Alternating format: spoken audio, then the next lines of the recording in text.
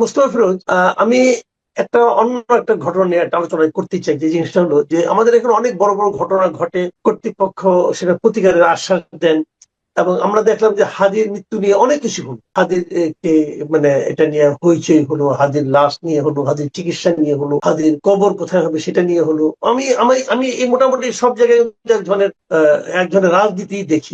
হাদির জানা যায় কত লোক হলো সেটা নিয়ে আলোচনা হলো, এগুলো হলো। কিন্তু মূল কথাটা হলো হাদিকে যে খুন করেছে তাকে গ্রেফতার করা গেল কিনা, তাকে ধরা গেল কিনা, অথবা তার এই খুনের পেছনে আর কে কে আছে সেটা উদ্ধার করা গেল কিনা। যদি সেটা উদ্ধার করা না যায়, তাহলে হাদিকে নিয়ে আমরা দৃশ্যমান যা কিছুই করি না কেন, এই সবই কি অর্থহীন হয়ে যাবে না? তো আপনি কতটুকু আশাবাদী যে হাদির খুনের ব্যাপার রহস্যটা উন্মোচনে সরকার করতে পারবে কি পারবে না, অথবা করতে চাইবে কি চাইবে না? আপনার কি মনে হয়? আমি একেবারে হাল ছেড়ে দিচ্ছি না, আশাবাদী। কিন্তু এইটার উপরে আর একটু মনোযোগটা বিচ্ছিন্ন হয়ে গেল কিছু অনভিপ্রেত বা ইচ্ছাকৃত কিছু ঘটনার কারণে। হাদির হত্যাকারীরা আসলে মানে হাদি ধরেন একটা ঘটনা সৃষ্টি করার জন্য এটা করা হয়েছে, কিন্তু হাদি এমন কোন, এখন হয়তো বড় ফিগার মনে হবে লক্ষ লক্ষ মানুষের জানাজার দেখে, কিন্তু হাদি কিন্তু ওই মাত্রার কোনো না, মানে বিশাল ব্যাপার ছিল না, কিন্তু বিশাল ব্যাপারটা তৈরি করা হয়েছে। এখন মনোযোগটা দেওয়া হয়েছে, সবাই উদ্বিগ্ন ছিল এবং সেই দিকেই নজরটাই থাকা দরকার ছিল। কিন্তু মাঝখানে সরকারকেও জন্য রিলিফ দেওয়া হলো অন্য একটা ঘটনা ঘটাতে, ওই দিক নিয়ে সরকার ব্যস্ত হয়ে গেল, আমরা সবাই ব্যস্ত হয়ে গেলাম। বিষয়টা হয়ে গেল এখন ওই যে দানবীয় তাণ্ডব, ওই দীপুচন্দ্র দাসকে ঘিরে এখন ভারতের উত্তেজনা। ভারতের আসামে 50টা জায়গায় আজকে বিক্ষোভ হয়েছে। শিলিগুড়িতে বিক্ষোভকারীরা বাংলাদেশের ভিসা সেন্টার ভাঙচুর করে তারাই বন্ধ করে দিচ্ছে, পরে বাংলাদেশ কর্তৃপক্ষ ঘোষণা করছে। দিল্লিতেও তাই। তার মানে পুরো বিষয়টা এখন আর হাদি না, অন্যদিকে চলে গেছে। চিন্তা করেন, মানে দেশের উত্তেজনা, দেশের রাজনৈতিক মেরুকরণও ঘটলো, অন্যদিকে ভারতের দিক থেকে একটা প্রচন্ড একটা চাপ তৈরি হলো। আমাদের হাজার হাজার শিক্ষার্থী, তারপরে মেডিকেল চিকিৎসা প্রার্থী, তারপরে যারা ব্যবসা বাণিজ্যের জন্য দিল্লিতে সব ইউরোপের ভিসা কেন্দ্রগুলো আছে, সেখানে অ্যাপয়েন্টমেন্ট নিতে হয়, সেখানে ইন্টারভিউ দিতে হয়, সব কিন্তু অনিশ্চিত হয়ে গেল। ভারতের লোকদেরকে বাংলাদেশে না আসলেও চলবে, কিন্তু আমাদের তো যাইতে হয় কয়েকটা কারণে। একটা শিক্ষা, একটা হলো মেডিকেল, আর একটা হলো ব্যবসা বাণিজ্য, আর একটা হলো বিদেশ গমন। তো অনেকগুলো কারণে ভারতের উপর নির্ভরশীল। সেই জায়গাটা মানে তছনছ হয়ে গেল।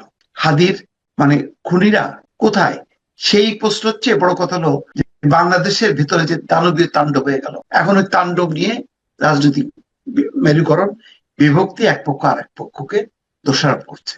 দুঃখজনক যে হাদির মৃত্যুকে ঘিরে যে ধরনের একটা মানে চাপের মুখে পড়ছিল সরকারের মনে হচ্ছে যেন এখন ওই চাপটা মানে কমে গিয়ে তারা এখন আইন শৃঙ্খলা পরিস্থিতি নিয়ন্ত্রণ করা এইসবের দিকে চলে গেছে। গানম্যান দিয়ে রাজনীতিকদের খুশি করতেছে।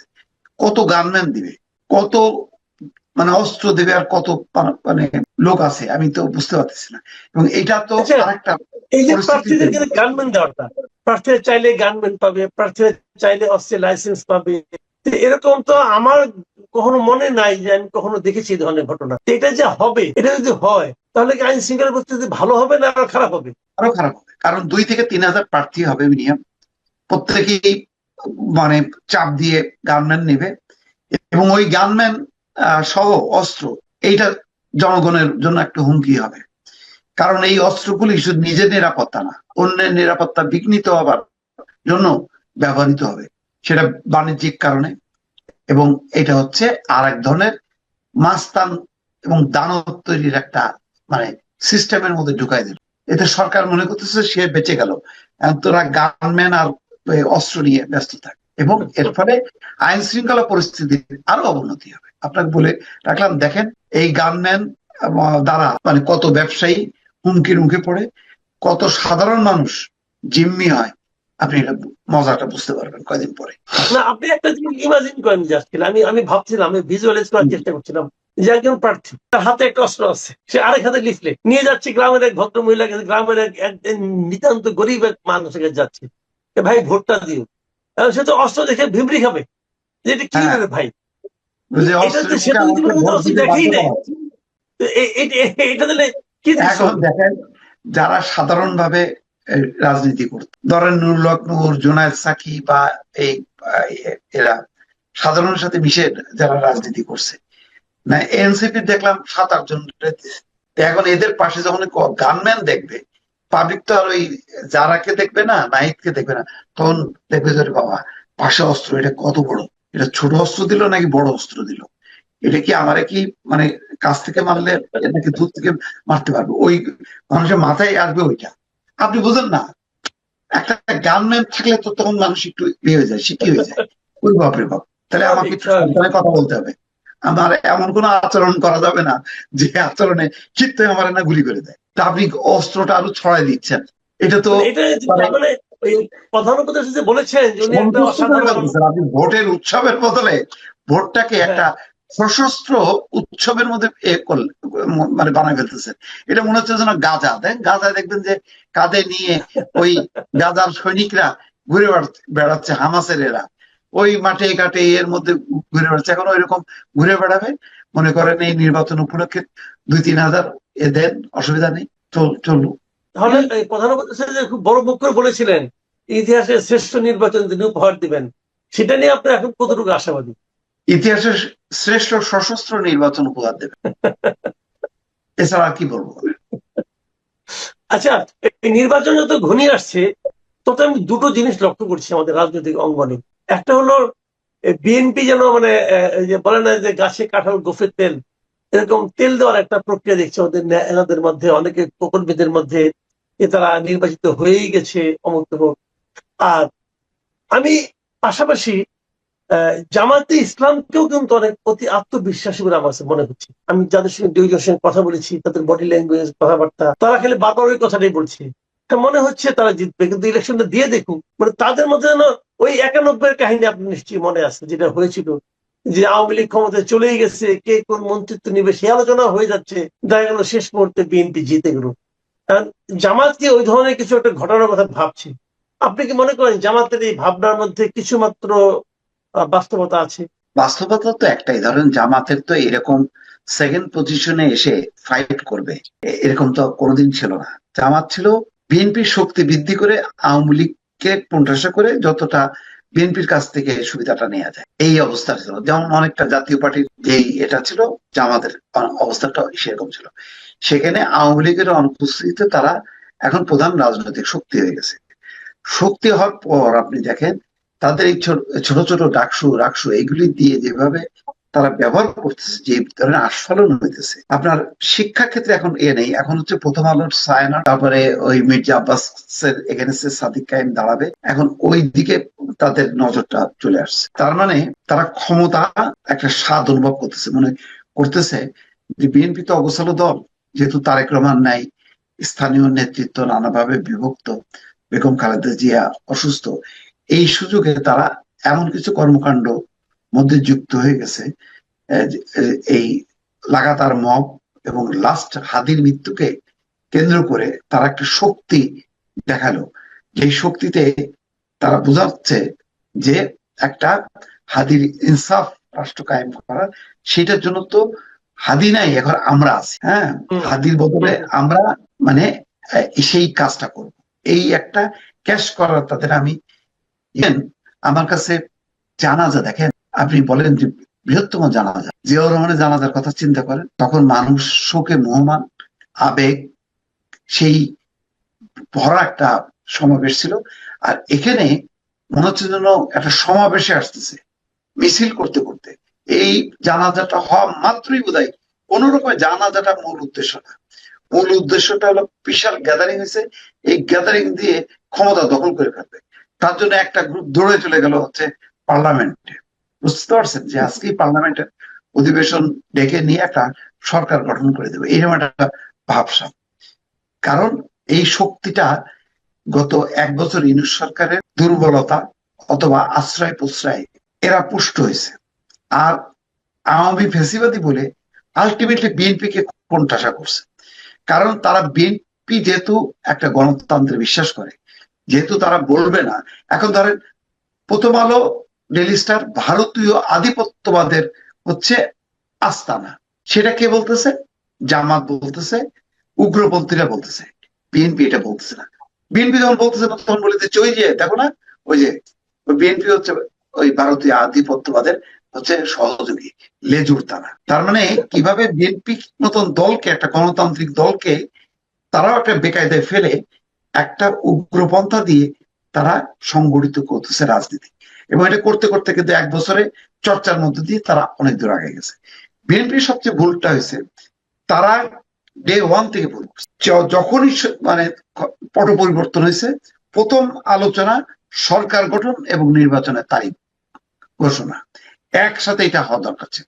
কিন্তু দেখেন, সামরিক শাসকরাও ক্ষমতা দখল করে তারা বোঝে যে এই ক্ষমতা তো আমার মানে খুব বেশি জুৎসই হবে না, নির্বাচনের তারিখ দেয় যে 3 মাস সবসময় বলে আমরা দ্রুত নির্বাচন দিব, 3 দ্রুত মাসের মধ্যে নির্বাচনের কথা নির্বাচন বলে। দিব, হ্যাঁ বলে। আর ইউনূস সাহেবকে দিয়ে এই দ্রুত নির্বাচনের কথাটাই পর্যন্ত আদায় করতে পারলো না। বড় ধরনের রাজনৈতিক একটা ফাঁদের মধ্যে পড়ে গেল। পরে যখন নাকি তারা বুঝলো, তখন এরা আবার সম্মিলিত হয়ে বললো, ও আচ্ছা, নির্বাচন চাই তো আসলে ক্ষমতায় আসার জন্য। এরা ক্ষমতা লোভী, এরা বিচার চায় না, এরা সংস্কার চায় না। চিন্তা করেন, 15 বছর ধরে বিএনপির যে পরিমাণ নেতা কর্মী আহত হইলো, নিহত হইলো, ওই বিচার করতেই তো বিএনপির 15-20 বছর লাগবে। আপনি জুলাই অভ্যুত্থানটা বাদ দেন, তাদের নিজেদের কর্মীরা যে পরিমাণ হতাহত হয়েছে 15 বছর, ওই বিচারটা স্টার্ট করলে শেষ হবে কবে? অথচ তারা নাকি বিচার চায় না, এইভাবে চিহ্নিত করলো। আর বিএনপির মধ্যেও কেন জানি একটা শক্তিশালী ভয়েসটা তারা রিচ করতে পারলো না। এটা অদ্ভুত ব্যাপার। আমরা মনে করতাম, আমি তারা বলে গেল আচ্ছা ঠিক আছে ডিসেম্বরে দিয়ে, আমার ডিসেম্বরও আচ্ছা ঠিক আছে ফেব্রুয়ারিতে দিয়ে। এই সুযোগটা নিয়ে নিল উগ্রপন্থীরা, মাঠ দখল করে ফেলল। জি, আমরা এখানে কিন্তু বিএনপি রাজনীতির আমার কাছে মনে হয়েছে তাদের মধ্যে একটা গা ছাড়া ভাব অথবা একটা হতবিহ্বল ভাব ছিল। তারা বুঝতে পারছে না কি রেখে কি করবে। এবং আমি নিজে বহুবার বলেছি এবং দেখেছি, নিশ্চয় আপনিও খেয়াল করেছেন, তাদের যে শীর্ষ নেতা তারেক রহমানের মধ্যে কিন্তু এক ধরনের রাজনৈতিক, আমি মনে করি যে এক ধরনের ম্যাচুরিটি আমরা দেখতে পেয়েছি। কিন্তু সেই ম্যাচুরিটির ছিটে ফোটা, তার প্রভাব আপনাকে দেশে থাকা তাদের কেন্দ্রীয় নেতৃবৃন্দের মধ্যে দেখতে পাচ্ছেন। আমি একটা এই কথাটা বললাম এ কারণে যে আমার কাছে মাঝখানে ওনারা তারেক রহমানের ফেরা উপলক্ষে সাংবাদিক এবং বিভিন্ন সম্পাদক সাংবাদিকের সঙ্গে একটা মত বিনিময় করেছিলেন। এর মধ্যে সেখানে আমি গিয়েছিলাম ফিজিক্যালি। আমার কাছে যেন মনে হলো যে এদের মধ্যে অনেকেই সেই আগের ধারা অনুযায়ী তেলের বোতল নিয়ে প্রস্তুত হচ্ছে এবং সবাই বলা বলি চেষ্টা করছেন যে না, বিএনপি নিশ্চয়ই আমাদেরকে কথা বলার সুযোগ দেবে, মানে ওই একই স্টাইলে চলছে।